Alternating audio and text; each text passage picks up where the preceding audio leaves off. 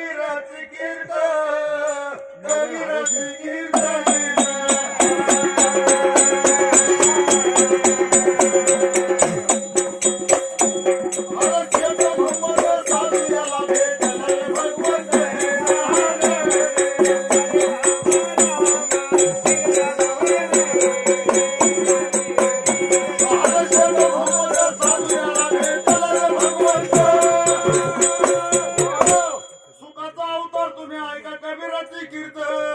शेख मोहम्मद साधू याला भेटले भगवंत. कबीर महाराज म्हणजे सुख महाराजांचा अवतार नाही का? पण त्याला सुद्धा भगवंत भेटले महाराज शेख मोहम्मद नाही का? कबीर महाराज म्हणजे शेख मोहम्मद नाही बरं का? शेख मोहम्मद हा वेगळा मुसलमान जातीचा आणि त्याला पांडुरंग भेटलेला आहे. आणि आता पांडुरंगाचे भक्त म्हणतात हे सेंद्रिय दैवत नाही पाहिजे काय. तेव्हा या शेख मोहम्मदला या कबीर महाराजांनी काम सांगितलंय काय महाराज. सांगितलं बरं? अरे हातात घ्यावा हे कबीर महाराज पुढाले होते. अरे श्रीगोंद्याची वतनदारी होती पूर्वी पुणे होती पूर्वी पुणे.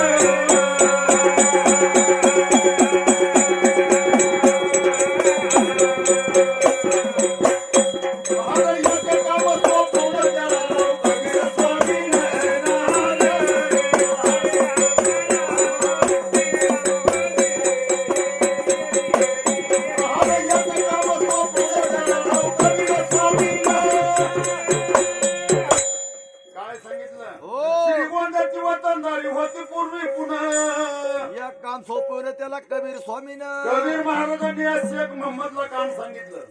पण ते काम काय सांगितलं? पाणी भरायला नाही सांगितलं, कुठं पाणी भरायला नाही सांगितलं, करियक्षात आमटायला नाही सांगितलं. काय करणार? त्याआधी काय सांगितलं? जा म्हणले आता जगामध्ये एक टीम मोकार पडलेली आहे एवढी गोळा करून घेऊन नाही बाबा. काम काय सांगितलं? अरे हातात घ्या सूर्यावे बकर रे कापून बकर रे कापून.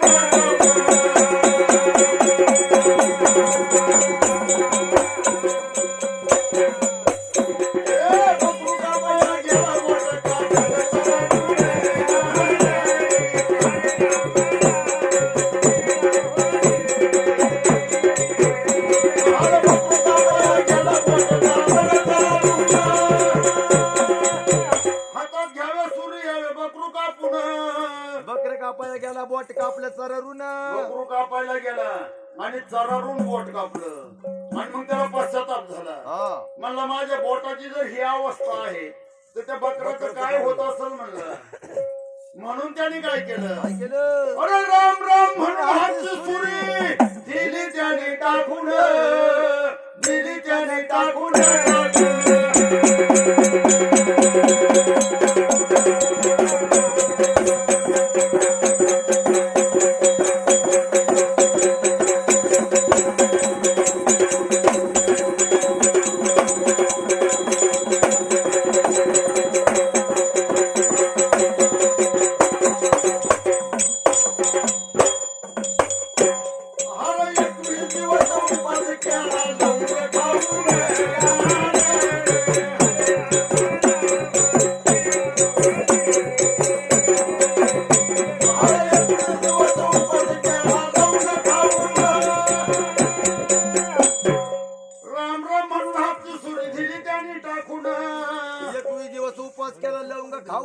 पश्चाताप झाला. राम राम म्हणून हातची सुरी ती टाकून दिली आणि 21 दिवस नुसती लावून खाऊन उपास केलाय महाराज. म्हणून 21 दिवसामध्ये त्याचं तप पूर्ण भरून आले आणि मग त्याला प्रसन्न कोण झाले? अरे पंढरीचा पांडुरंग आला तिथं चालून आला तिथं चालून.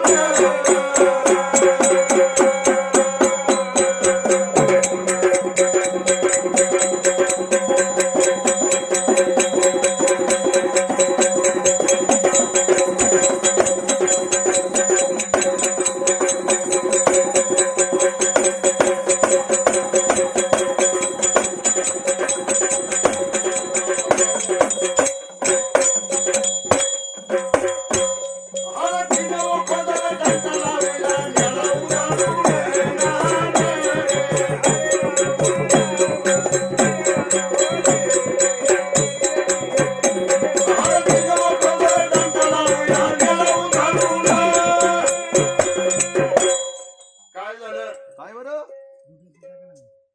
पंढरीचा पांडुरंग आला तिथं चालून.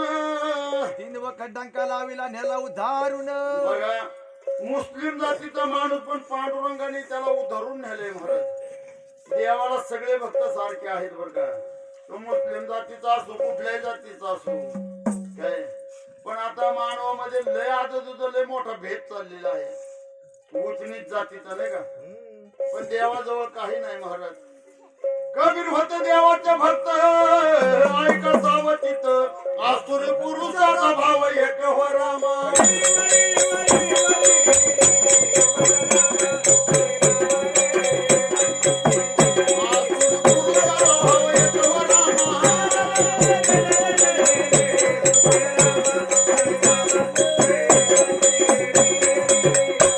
कबीर होते देवाचे भक्त ऐका सावतीत आसुरी पुरुषाचा भाव एक. कबीर महाराज खरे देवाचे भक्त होते लक्षात ठेवा. पण ते दोन्ही नवरा बायको सत्व शिलय तितकेच एक नियमाने वागणारे तसेच होते महाराज. म्हणून देवाने त्यांचं ठरवलं का यांचा अंत बघायचंय आता. मग काय केलं देवाने. कबीराच्या घरी पाहुण देव साधू संत याचा पहावया अंत घरात आणलं नाही तिला भरभरामा.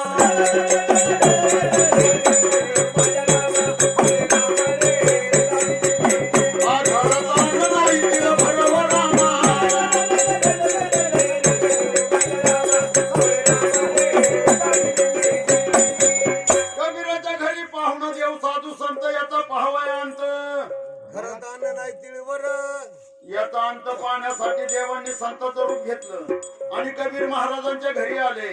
पण योगायोग असं का त्यांना देवाला कळतं त्याच्या घरात काय आहे का नाही का. तिळभर सुद्धा अन्न नाही. या माऊलीला मोठा प्रश्न पडला. नाही जर त्यांना भोजन घालावं तर हे सत्व घेऊन जातील काय. म्हणून कबीर महाराजांनी काय केले महाराज. कबीर बोले सुंदरीसी करू सने पासने भोजन घालावे संत शिवरामा.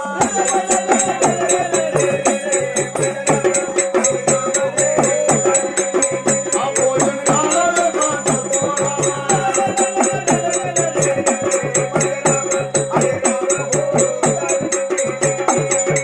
कबीर बोले सुंदरीसी कर उसने पासने भोजन घालवे संतसी. आता त्या माऊलीने काय करायचं बघा. काही ठिकाणची उदाहरणं अशी आहेत. आपली गरिबी झाकावण्याकरता एका कुटुंबामध्ये असेच पाहुणे संत आले. आता गरिबी झाकवायची कशी. घरात तर काय नाही जवळ पैसा नाही. मग त्या पतीनं काय सांगितलं माहितीये का. तो आपला हांडा पालता घाल आणि वरून दाणे काढून जेवायला कर म्हणला. काय सांगितलं. हांडा पालथा घाल आणि वरून दाणं काढून जेवायला कर म्हणलं. पण ती माऊली तितकीच हुशार होती. हांड्याचं काय करायचंय. त्याने काय सांगितलं हांडा गाण ठेवू आणि दाणं घेऊन ये काय. अशी पूर्वीची हुशार माणसं होती. आताची लोक म्हणतात आम्ही लय हुशार आहे. जुन्या लोकांच्या सारखी हुशारी आजही नाही महाराज लक्षात ठेवा. बघा इतिहास बघा मागच्या लोकांचा. आता हे फॅशन झाली नुसती फॅशन. हुशारी नाही याला म्हणते काय. म्हणून सांगितलं काहीतरी उष्णपासन कर आणि या संतांना भोजन घाल. त्या माऊलीने काय करावं महाराज. एवढ्या रात सुंदरी उठली चारी गल्या धुंडली हाकवानी अशी मारली हो रामा.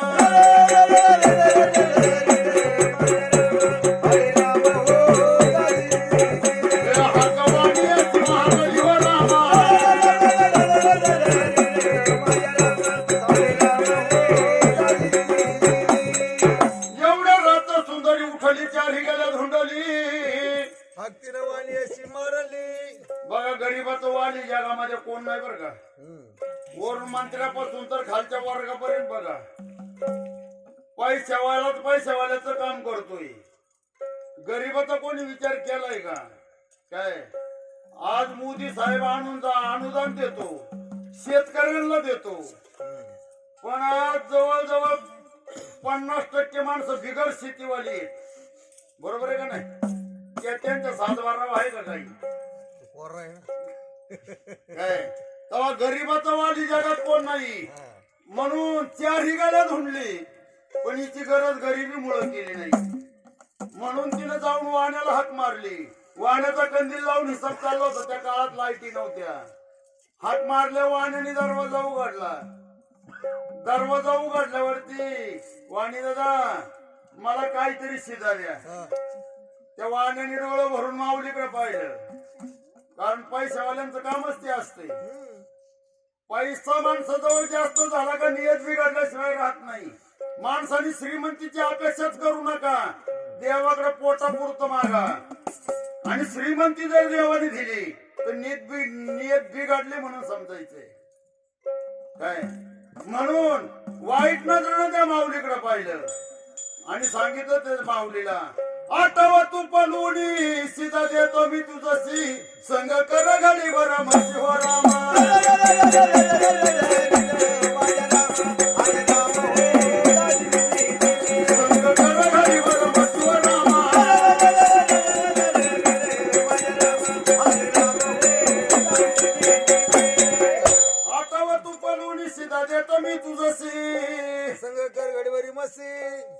म्हणला मी तुला सीधा देईल म्हणलं, पण गडीवर संघ करायला पाहिजे. या माऊलीला मोठा प्रश्न पडला. संघ करावा तर पतिवर्तेच्या नियमाला बाद लागतो. नाही संघ करावा तर संत उपाशी जातात. आपलं सत्व जात आहे. त्या माऊलीनं काय करावं महाराज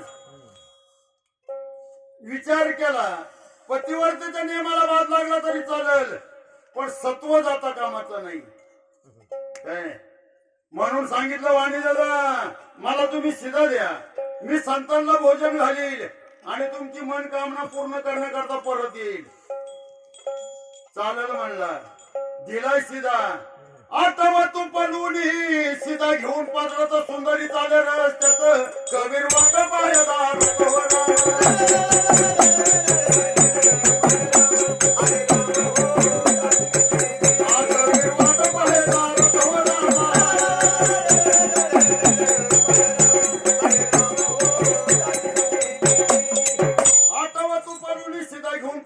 सुंदरी चाले रस्त्यात कबीर महाराज वाटच पाहत होते. महाराज ही माऊली गेली. स्वयंपाक पाणी तयार केला. संतांना भोजन घातलं आणि त्यांना वाट लावलं. आणि मग दोन्ही नवरा बायको एकांत बसले आणि मग सांगू लागली नवऱ्याला, जेवून खाऊन तृप्त झाले भेदा भेद बोलले वचन वाणी अशी देऊन आले होता.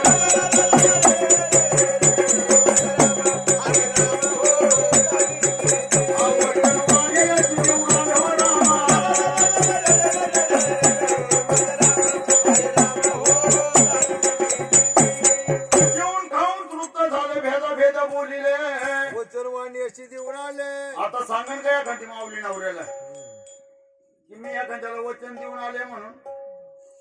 अहो ते सत्ययुग होत काय. आता एखादा म्हणून तू कपटी असेल नाही तर तो कपटी असेल कोरा राणीकडे त्याचं मानकट तोडीतो. पण कबीर महाराजांना राग नाही आला कारण त्याने आपल्या सत्वाचं रक्षण केलेलं आहे. म्हणून सांगितलंय कबीर महाराजांनी. कबीर बोले सुंदरीशी हे तू पुरा कर वाण्याची बाद नको लावू वचन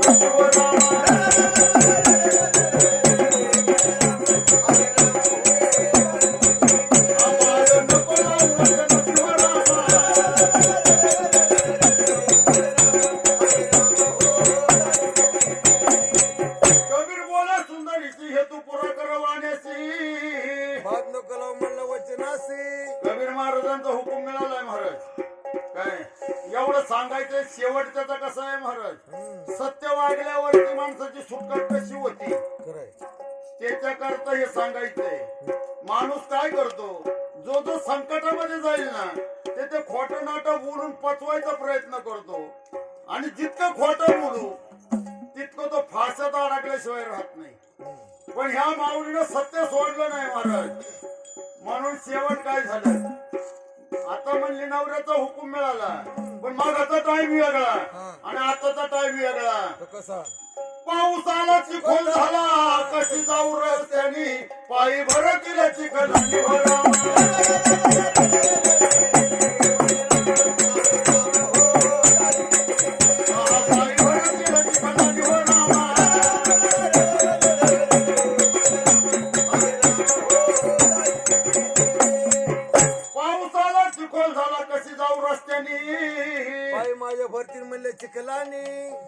जर माझ्या चिखलाने भरले तर तो मारवाडी आहे, तो संघ करणार नाही तरी आपल्या सत्वाला हान होईल म्हणली. खरंय.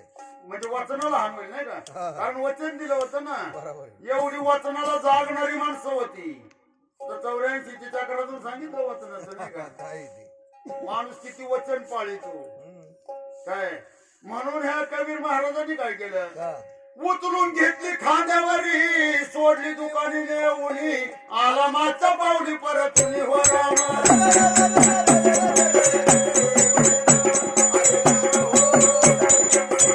आला मागच्या पावली परतून हो रामा.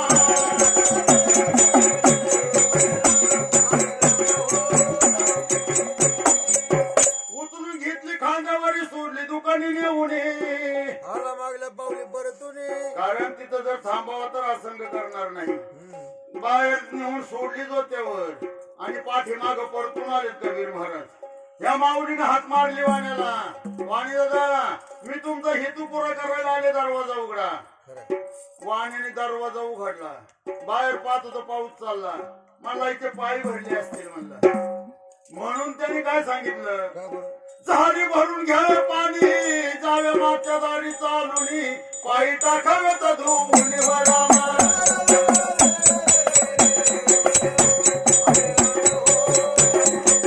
पायी टाकावे तर धुवून वडामा.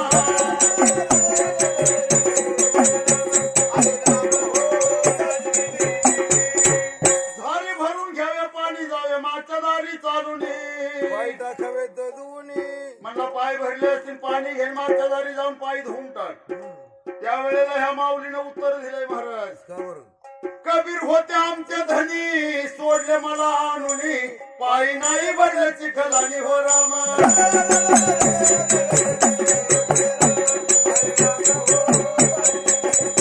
पायी नाही भरले चिखलानी हो रामा.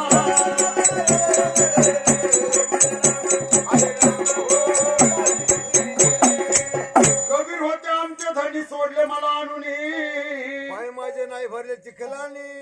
असं सांगितल्यावर ज्या वेळेला कबीर महाराजांचं नाव ऐकलं त्यावेळेला तो वाणी विस्मित झाला.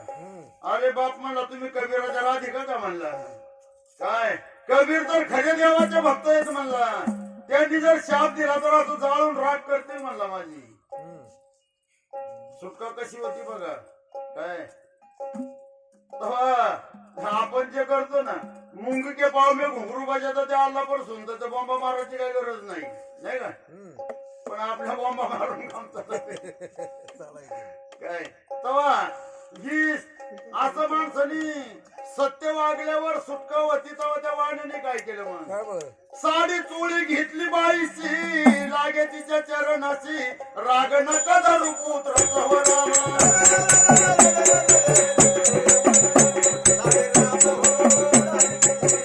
राग नका धरू पुत्र तवरामा.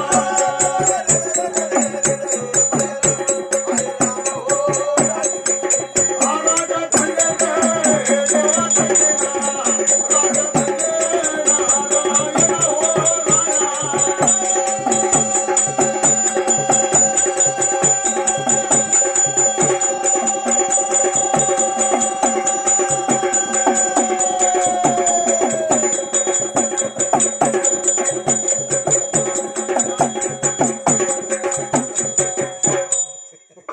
सगळे आमच्यावर किडा तुला घालते कशा. नाही छान काम करतो बुवा नाही, म्हणून. चार इडा पेडा घाल खिशात. येडा पेडा असेल तर नको. म्हातारी